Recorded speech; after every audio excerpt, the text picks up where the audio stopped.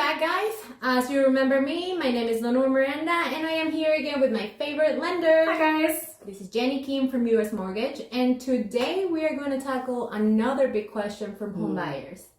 I want to move to Myrtle Beach. What is the process? We can't wait to call you, neighbor, and so excited that you want to come here and just be a part of what we're doing here at the Grand Strand. It's a great time to buy. And if you want to relocate, there's just a few things that we need to really take a look at. The first is always going to be your source of income. That's a big one because when you are relocating to a new area, depending on the type of loan or property that you're looking to acquire, it could require a different type of income. So for example, let's say that you work in New York. Okay. Let's say you're in New York and you have a W-2 job. Maybe you're a nurse in New York and you want to relocate. If you're going to be taking a nursing job here, that may be very simple. But if you're thinking, I'm going to leave nursing and start a whole new life and a new adventure, we might need to really carefully look at the types of jobs that are out there for you and make sure that we get you into something that won't disqualify you. Okay, perfect. Yeah. If I do keep my job back home, do I need any sort of letter from my employer? What kind of documents do I need from them? That's a great question too. So generally, if you're going to be transferring from one location to another, we're just going to be looking for a transfer letter denoting what your start date is going to be, what your pay rate is going to be, just to make sure there's no downward trends in payment. Because an underwriter and an investor, they're always looking for maintained or increasing income, not decreasing income. Perfect. Yeah. What happens if I got pre-qualified back home, and can I use that pre-qualification letter here, or should I use a local lender? That's a great question, and we get that a lot here in our area. I think the real value is to at least have a conversation with a local lender, because one of the things that we find over and over again is that as amazing as our loan officer counterparts are in other areas, they're just not familiar with our locale. And there are a lot of additional fees. Our insurance costs are different, our tax implications are different, and you want to make sure that you're talking with somebody who really knows about the area where you're purchasing.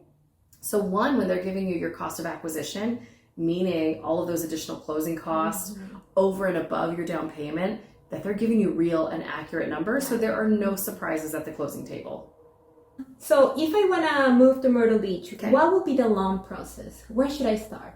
Yeah, that's a great question. First thing you want to do is talk to a local lender so that they can get an idea and a really good feel for what you're trying to purchase. Is it something that you're trying to do in terms of a primary home? Is it an immediate relocation? We get buyers all the time who say, I'm relocating, but the reality is they're not actually coming for like 6 to 12 months. So the ability to call that a relocation for a primary home, it's not the case. Generally, we have to look at that as a secondary loan because you have to occupy for most loans within 60 days of closing. So first we're going to find out what your timeline is, if you're really going to be living here. And if not, then we have to look at income. Do we have enough assets, meaning funds for potential down payment and closing costs? And then it's just a matter of making sure that the budget works. If I get a new job in Myrtle Beach, I leave my job back home, I get a new job here, how long before I can apply? Ooh, that's a great question. And we get that a lot too. So it really depends on the type of job. So if you are moving from similar employer to similar employer, exact same pay structure, or at least similar enough where it's not decreasing income, and they're going to be able to verify hours worked and just show that it's going to be consistent, maintained pay, then it's very likely that we can use that income, and we may just have to show 30 days worth of pay stubs and an offer letter. If you're looking at a salaried position, however, that often we can use just a signed offer letter from the employer as long as your start date is within 60 days of closing, which is exciting. If you're self-employed, that's a whole different ballgame. Can I buy in Myrtle Beach if I have a home in New York or in another state? Yeah, sure you can. I think the real question there of whether you can or cannot is going to come down to income and what your debt to income is. And debt to income is a phrase that people hear a lot. And just in case you don't know what that is, it is truly looking at the amount of monthly debts that you pay plus the proposed expenses of the new home compared to your salary. And every loan program has a limit, right? There's a percentage limit of how high we can go for those particular programs. So whether you can or can't with owning another property is really going to depend on what that debt to income level looks like compared to the programs that we're trying to apply for. Another question. Yeah. So I'm already applying for everything. Everything is going well. How soon do I have to move into my new home here in Myrtle Beach? Okay, so once you've closed, you mean? Mm-hmm. Yeah, so generally it's 60 days within 60 days of the closing date. When is a good time to start my pre-approval process? Ooh, I love this question. And there's so many people that are like, you know what, my lease isn't up until August, so I'm gonna wait until July. I would say the earlier the better on pre-approving. And here's why.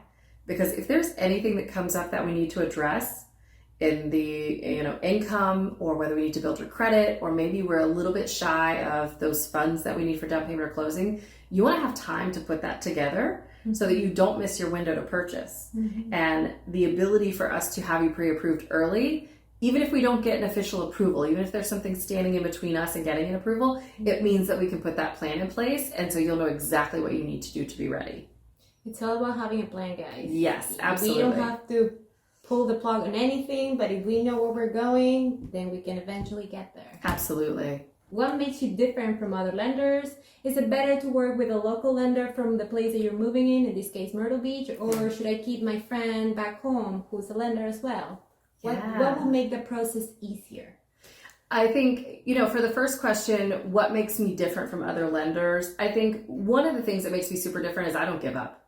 You know this. I know that. I am a bulldog. If there is a path, we are going to find it. And I think, especially in a market like this where the economy has been, so up and down and people aren't sure. And, 2020 post-COVID, there were a lot of things that happened with employment.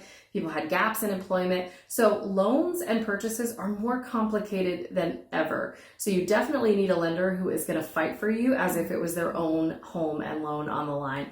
And so I think that's a big part of what makes me different. I think the other thing is that strategically, I have an amazing team, and I am myself fairly good at what I do, but having a team of people who, when we get to a problem or a challenge or an opportunity, as we like to say, and it's something that I don't know the scope of, we have a team that has hundreds of years worth of experience combined.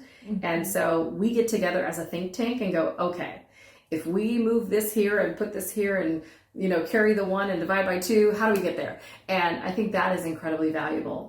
To the second part of your question, should you use a local lender? The answer is emphatically yes. And although, we have a lot of great lenders all over the country, there are so many different variances in the respective communities where you're going to buy. And we would just never want to do a disservice by not giving you the very best and the most information that you need to make your buying decision, and the one that's going to best benefit your family. And as you know, guys, I've always told you, when you're buying a home or when you're selling a home, there is a team. It's not just me, it's not just her. Correct. It's more than just the two of us. And behind us, there is other people that are helping us get to the closing table.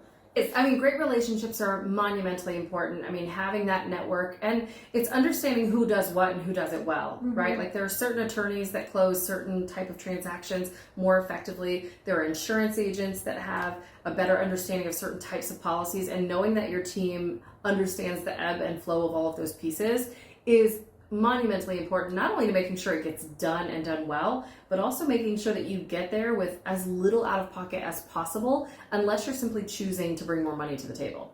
Which you can always do. You can, absolutely. And also making the whole process smooth for you. We'll take the punches so you don't have to. Absolutely.